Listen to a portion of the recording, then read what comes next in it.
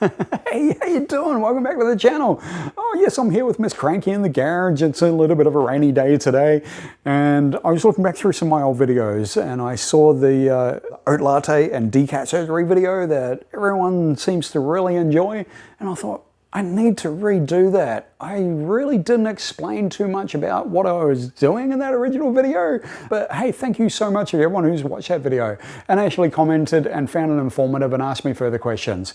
I really appreciate it. So as my way of just improving things, I thought I'd redo the video and remove the catalytic converter again. Explain along the way what I'm actually doing and how it's possible to do it. Now, if you have one of these first gen FTRs, it is really, really simple, as you'll see in the video. It took me under 10 minutes to remove the cat. Can be done very, very simply, and as a little bonus, you get to hear what she sounds like with just nothing but headers, raw sound. Oh, sounds great. Anyway, I've had my OAT latte. Yeah, let's crack into it. Let's get this catalytic converter off. So first things first, come on over. I'll get all my tools laid out on the bench. I'll show you what I'm going to be using today. All right, so these are the tools we're going to be using today. Really straightforward. We have the 45 Torx key. We have, I think it's a 8mm Allen key and a 4mm Allen key. Needle nose pliers, rubber mallet, socket extension, 8mm and 13mm heads, and a 13mm spanner. All right, so first things first, you're going to take the pipes and this off. This is the mounting bracket for your acras, and of course you got the heat shield here. These need to come off. These are just a hex head, an Allen key, and this is a Torx. This is an M45 here. So these three and this here need to come out. So we'll get started on that first. And yeah, I don't have a paddock stand. I don't have a fancy workshop. I have basic tools just to show that, you know, anyone can do this. This is relatively easy. And of course I've got the OAT latte going on, you know, gotta have it, essentials. First things first, crack in, take the heat shield off.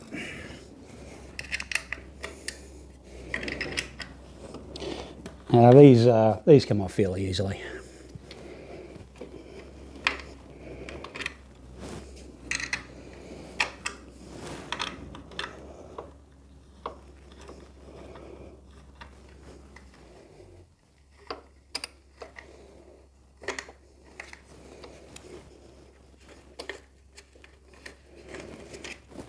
One, two,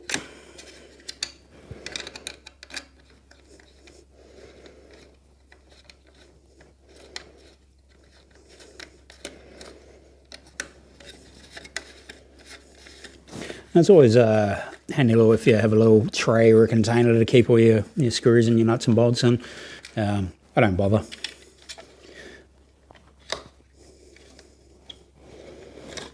There isn't that many screws or bolts to take out of it, so you won't lose anything, hopefully. And the good thing about this heat shield, it comes off with the screws in. Right, so now I need to remove this Torx. This one's fairly straightforward as well. Just comes out like that. It has a little washer in there as well. I just leave that in there, put the bolt on the ground. We do have a nut in here, which is a Torx, I believe. Also, which we can loosen off. It's just easier to take that off completely, and we can put that over there, just out of the way. All right, so the next thing that needs to come off is the rear set. There is a bolt here holding the catalytic converter on.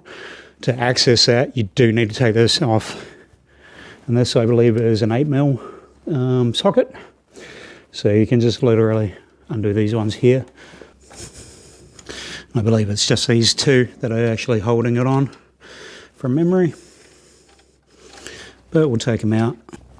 One, oh, she's on there tight, which is great. Last thing you want is loose foot pegs. This one's always a bit of a shit to get to. There we go, that's got it. And yeah, there's just these two 8mm hex heads. And then that we can move out of the way. You can tie it up, of course, stop scratching your paintwork and stuff, or just move it out of the way. Now, this here is, I believe, a 13mm. So this is a 13mm socket. I do have a nut on the other side of it. Yep, there we go.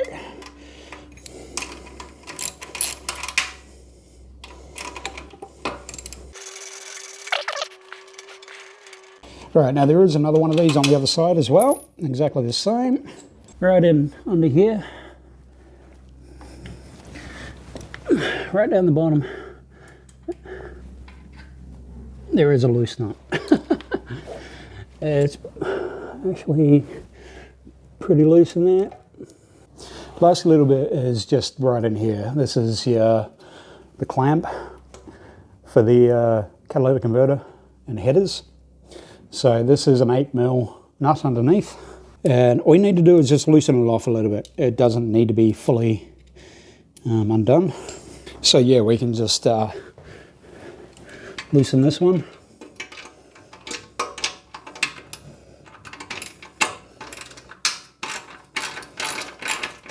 So we just back it off a little bit. Don't pull the screw all the way through, or your clamp will completely separate. Now that's fairly loose in there, but it is always a little bit of a wiggle to get the cat out. So that's where this bad boy comes into it. And just gently, with a few taps, you notice it start to move off.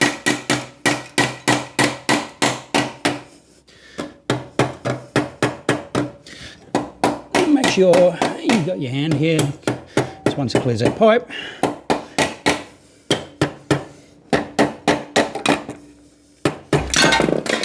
There we go. And that is the catalytic converter out of the bike. Simple as that. And seeing weighs, I think estimates are about between 4 and 7 kilos. Haven't actually weighed it to know, but I estimate about 4.5 kilos. Does remove a lot of the weight from the bike, obviously. All right, so there we have it in all the glory. Straight pipe bike. So that was about 10 minutes. I didn't even finish my coffee. Give me a couple of seconds. I'm going to fire it up and show you how insane this sounds with straight headers.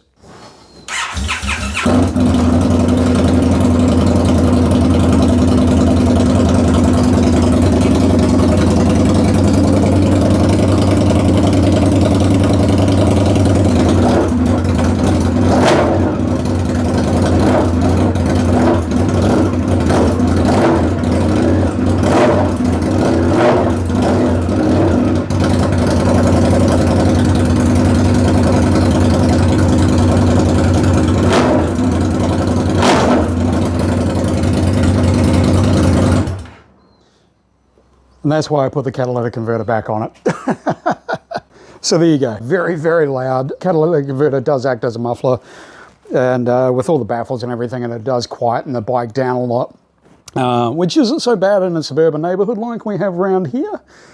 But hey, if you don't care, run a toast low mount. Toast low mounts are incredible. They give it that raw sound. Bypasses the catalytic converter. Link pipe, toast mount, and a tune. Thing sounds raw. Look up Nicky's Boys Toys Clothing, NBT. I'll put links to his channel down below. He runs with link pipe and a toast low mount. This sounds brutal, incredible sounding bike. I'd love to do it. I'd love to run a toast on this just because the exposed swing arm on this looks phenomenal. But for now, I'm going to chuck the catalytic converter back on because I just took it off to show you how it's done. So there you have it, folks. Taking the catalytic converter off first gen FTRs is really simple.